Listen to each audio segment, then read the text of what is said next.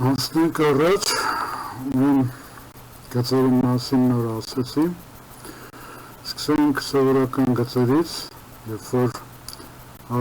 գծերից առաջինը վերցնելով, կլիկ անում, թողում ենք, տանում ենք ընդոր, որտեղ պետք է, մի հատ էլ ենք կլիկ անում ու բաց թողում։ Ավելի ուղիղ գիծ ստանալու համար պետք է սեղմել Ctrl-ը, ստեղ արդեն կունենենք ավելի ուղիղ գիծ։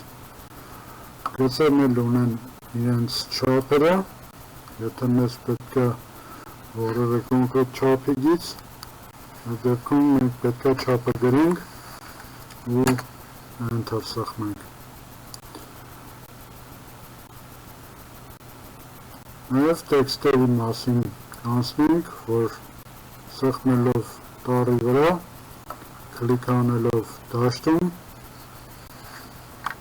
կարող ենք մուտքագրել տեքստ,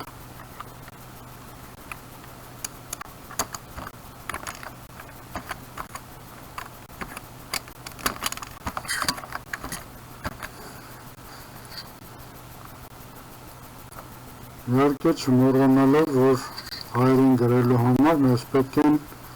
հատուկ բաներ, որոնցից մեկը հենց հայկական գրելաձև ունենալն է, այս անգլերեն, օրինակ, ռուսերեն, հայերեն փոխելու համար մենք պետք է փոխենք լեզուները, նոր հետո գրենք։